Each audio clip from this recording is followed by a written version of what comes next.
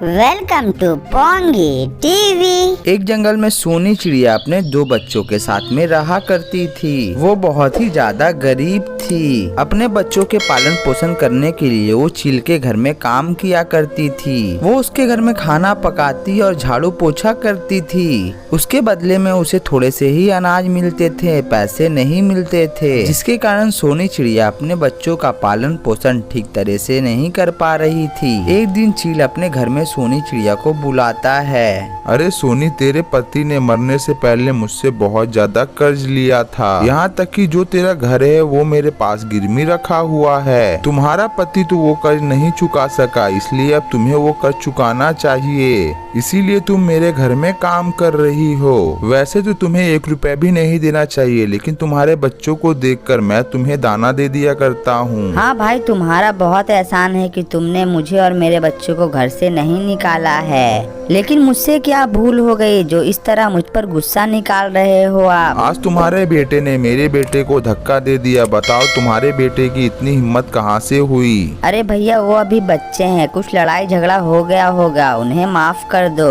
मैं अपने बेटे को अच्छे से समझा दूंगी, अब वो ऐसा कभी नहीं करेगा। ठीक है, मैं माफ कर देता हूँ, लेकिन आज के काम के बदले मैं तुम्हें कोई भी अनाज नहीं दूंगा। उसके बाद सोनी चिड़िया कुछ नहीं कहती है और वहाँ से उदास होकर अपने घर चली जाती है। ये बता, तूने मालिक के बेटे को धक्का क्यों दिया? माँ, उसने पहले पिंकी को चोंच मारकर घायल किया था। हे भगवान, इतनी जोर से चोंच मारी उसने? वो बहुत ज्यादा बुरा है। कह रहा था तेरे बाप ने मेरे बाप से कर्ज लिया हुआ है, इसीलिए तुम लोग मेरी हमेशा सेवा किया करोगे। माँ, कब तक तुम उनके घर में काम करती रहोगी? कितना कर्जा बाकी है और वो कब तक चुकता होगा? मेरे बच्चों, ऐसा लगता है कि वो कर्ज हम लोग कभी नहीं चुका पाएंगे। सुबह होती ही सोनी चिड़िया चील के घर में पहुंच जाती है। चील भैया, मुझे जानना है कि मेरे पति का कितना कर्ज बाकी है और उसके लिए मुझे कितने सालों तक आपके पास काम करना पड़ेगा। अरे बहुत ज्यादा कर्ज है तेरा। इसी तरह अगर काम करेगी ना तो 100 साल में जाकर मेरा कर्ज चुका पाएगी। तेरे बाद तेरे बच्चों को मेरे घर में काम करना पड़ेगा। ऐसे अत्याचार ना करो भैया। पहले मेरे पति कर्जा चुकाते चुकाते मर गए, अब मैं कर्जा चुका रही हूँ, उसके बाद मेरे बच्चे कर्जा चुकाएंगे। ये अत्याचार ना करो भैया। तुझे ये अन्याय लग रहा है? ये कर्जा लेने से पहले सोचना चाहिए था ना। जाकर अपना काम कर। अच्छा, ये बता दो कि कितने रुपए बाकी है, मैं कहीं बाहर थोड़ा काम करके उसे चुकाने की कोशिश करूँगी।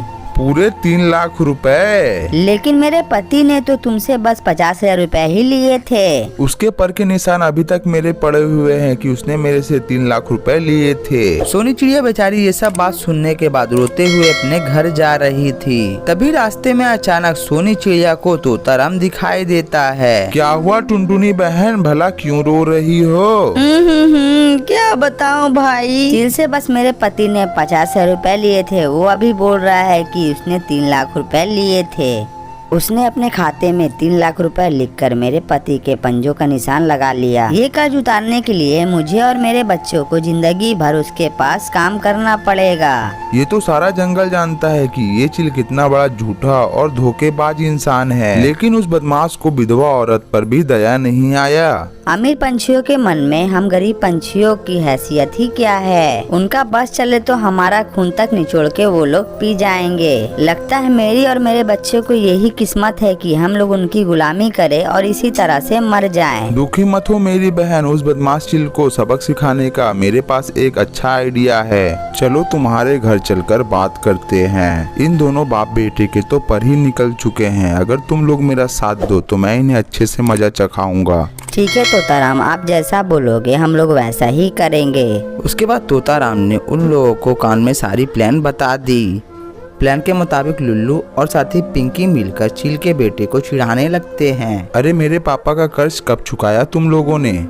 अभी भी बही खाता में 3 लाख रुपए बाकी है और उसमें उनके परों के निशान भी है, और ये सब हिसाब किताब मैंने अपने आंखों से भी देखा है। तुम झूठ बोल रहे हो। अगर ऐसा है तो हमें भी जरा हिसाब दिखाओ। तुम्हें क्या लगता है मैं नहीं दिखा सकता हूँ? अभी रुको, मैं बही खाता लेकर आता हूँ। ये कहने के बाद वो थोड़ी देर में ही खाता लेकर चला आता है। ये देखो, ये रहा तुम्हारा हिसाब किताब। और इसमें तुम्हारे पिता के भी हाथ के निशान हैं। लुल्लू मौका देखकर ही वो पन्ना फाड़कर फेंक देता है। ये तुमने क्या किया? अब तो मेरे पिताजी मुझे मार ही डालेंगे। अब क्या होगा? अब तो हम लोग चले। ये कहने के बाद दोनों भाई बहन वहाँ से चले जाते हैं। अगले ही दिन सोनी चिड़िया उस चील की शिकायत लेकर पुलिस थाने पहुँच जाती है। फिर पुलिस इंस्पेक्टर उस चील को भी अपने थाने में बुलाता है। इंस्पेक्टर जी, इस चील ने हमारे साथ बेईमानी की है। उसने हमें 50 रुपए देकर अपने बही खाते में 3 लाख रुपए चढ़ा लिया है। क्यों चील, क्या हुआ? ये सोनी ठीक कह रही है। नहीं इंस्पेक्टर साहब, ये बिल्कुल झूठ कह रही है। मेरे बही खाते में इसके हस्बैंड के पर के निशान भी है। उसने मुझसे 3 लाख रुपए कर्ज लिया हुआ था। लेकिन जब चील अपना बही खाता खोलता है तो वो चौंक जाता है। वो बही खाते को अच्छे से उलट पुलट कर देखता है, लेकिन वो पन्ना ही गायब रहता है जिस पर सोनी चिड़िया के पति के हाथ के निशान थे। क्या हुआ चील? कहाँ लिखा हुआ है कि सोनी चिड़िया के पति ने तुमसे 3 लाख रुपए लिए थे? मुझे भी दिखाओ।